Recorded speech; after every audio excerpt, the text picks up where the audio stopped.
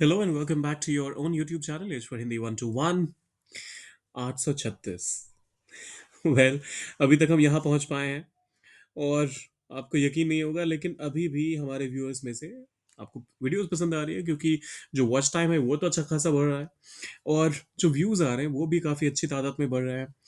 तो जो व्यूज़ हैं और जो सब्सक्रिप्शन काउंट है उनमें परसेंटेज वाइज रेशियो अगर आप देखेंगे तो 0.1% के आसपास भी नहीं है। क्या कर रहे हो आप लोग?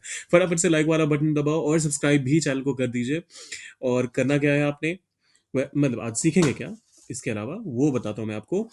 ये जो सारे अनयूजुअल हिंदी हिंदी सेंटेंसेस हैं, ये चिराग तले अंधेरा, दिमाग सातवें आसमान पर होना, इनको कैसे ट्रांसलेट करते हैं वो सीखेंगे आज। तो आइए करते हैं शुरुआत। देखिए मेरा पेट भर गया है। अब इसके लिए अगर आप लिटरल ट्रांसलेशन में जाएंगे जिसको आप ट्रांसलिट्रेशन भी कहते हैं, तो आप कहेंगे माई स्टमक इज फिल्ड। मतलब ये ऐसे ट्रांसलेशन नहीं होता बाबा। आपको ये ध्यान रखना पड़ेगा कि जो ओवरऑल सेंस है सेंटेंस का वो आप कन्वे कर पाए। जब आप आपसे कोई भी कहता है मेरा पेट भर गया, तो इसका कहने का मतलब यही है ना कि अब उसको और खाने का मन नहीं है, तो आप उसके लिए कह सकते हैं I am full. Simple, I am full.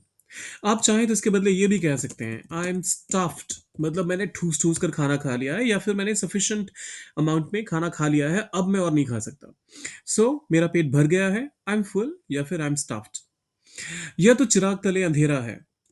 अब देखिए, चिराग तले अंधेरा होने के लिए आप ये काफी हद तक सिमिलर फ्रेजिंग एक इंग्लिश में भी है, जिसके लिए आप कहते हैं दिस इज डार्क, ये अंधेरा है, दिस इज डार्कनेस, चिराग तले अंधेरा है। So under the lamp, this is darkness under the lamp, this is darkness under the lamp. उसका दिमाग सातवें आसमान पर है। अब ये देखिए, इसमें ये चीज ध्यान देने वाली है कि अगर आप ये कह रहे हैं कि उसका गुस्सा सातवें आसमान पर है, तो वो फिर अलग सेंस में जाएगा। और किसी का दिमाग सातवें आसमान पर होना मतलब काफी खुश होना। तो उसके लिए हिंदी में, तो उसके लिए आप जब इंग्लिश में ट्रांसलेट करेंगे तो आप बोलेंगे he is on cloud nine, he is on cloud nine. अब चाहे तो थोड़ा सा और स्पेसिफिक होके हिज माइंड भी कह सकते हैं इज ऑन क्लाउड नाइन, हालांकि इसकी जरूरत नहीं है, लेकिन उसका दिमाग देखते ही बहुत सारे लोगों के दिमाग में आएगा कि ब्रेन कह दें या फिर माइंड कह दें। तो अगर आप पर्टिकुलर होना चाहते हैं कि दिमाग वर्ड आया हुआ है हिंदी में तो उसको भी इंग्लिश में ट्रांसलेट करना ही है, तो उस केस में आप ये कह सकते हैं। अच्छा, एक और चीज मैंने कही कि अगर यही बात कहनी हो कि उसका गुस्सा सातवें आसमान पर है, तो आप कहेंगे his anger is sky high. अब इसके लिए क्लाउड नाइन का इस्तेमाल नहीं होता। क्लाउड नाइन हमेशा अच्छी चीजों के लिए, खुश होने के लिए होता है। जब आप ये कहना चाहते हैं कि उसका गुस्सा सातवें आसमान पर है, तो उसके लिए आप कहेंगे his anger is sky high. वह तो रंगे हाथों पकड़ा गया।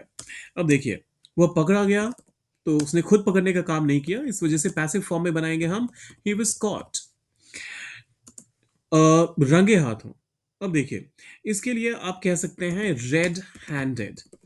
अब रेड अपने आप में एक नाउन है, हैंडेड जो है वो भी एक पार्टिसिपल फॉर्म है। तो जब इसको आप ट्रांसलेट कर रहे हैं, तो यहां पर आप एक एड, इन दोनों को मिला के एक एडजेक्टिव ही तो बना रहे हैं। तो ऐसे में रेड हैंडेड हैंडेड के बीच में एक हाइफन आना जरूरी है। So he was caught red handed. He was caught coloured handed ये मत कहिएगा, वो गलत हो जाएगा। So he was caught red handed. आज मेरा दिल बाग हो गया। भाई साहब, मतलब बहुत खुश हो गया। इसके लिए आप कैसे ट्रांसलेट करेंगे? माई हार्ट इज, मेरा दिल, और मतलब बाग बाग हो गया, इसके लिए आप कह सकते हैं brimming with Joy. My heart is brimming with Joy, my heart is brimming with Joy. अब फिर आता है यह काम मेरे बस का नहीं है, दिस वर्क, या फिर दिस टास्क या फिर दिस जॉब। आप इनमें से किसी का भी इस्तेमाल कर सकते हैं। दिस जॉब या फिर दिस टास्क इज बियॉन्ड, और मेरे बस का नहीं है, माई अबिलिटी। तो एक तो ये हो सकता है। लेकिन अगर क्योंकि हिंदी में बस का नहीं होना, तो इसका मतलब होता है कि उस वो कर पाने की क्षमता नहीं है सामने वाले की, तो उसके लिए आप ये भी कहते हैं। दूसरा तरीका ये हो सकता है, अगर आप इडियोमैटिक एक्सप्रेशन के माध्यम से जाना चाहते हैं इंग्लिश में भी, तो आप कह सकते हैं this is not my cup of T. ये मेरे बस की बात नहीं है, this is not my cup of T.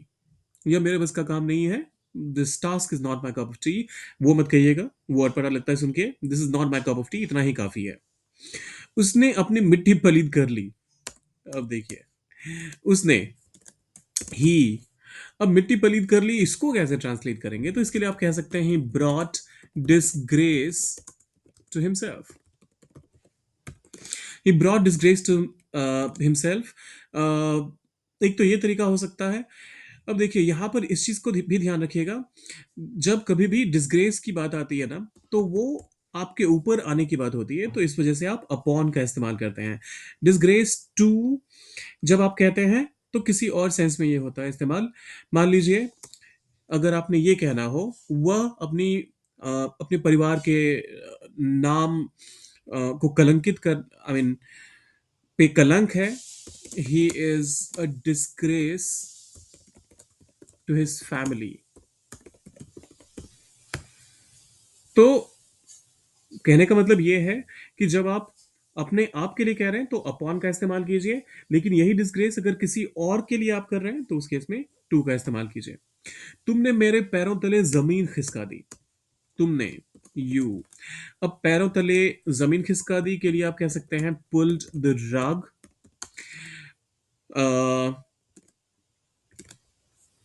Pulled the rug out from under मी। अब देखिए, इसमें इतने लोग कंफ्यूज हो जाएंगे कि ये सेंटेंस कहीं गलत तो नहीं है, लेकिन ऐसा कुछ नहीं है, सेंटेंस पूरी तरह से ग्रामेटिकली करेक्ट है। खासतौर पे कंफ्यूजन का रीजन रीजन ये होगा कि आउट, फ्रॉम, अंडर, ये तीनों ही कहीं ना कहीं, हालांकि यहाँ पे तो पुल आउट का इस्तेमाल हो रहा है, लेकिन आउट भी कहीं ना कहीं एक प्रेपोजिशन के तौर पे काम कर सकता है।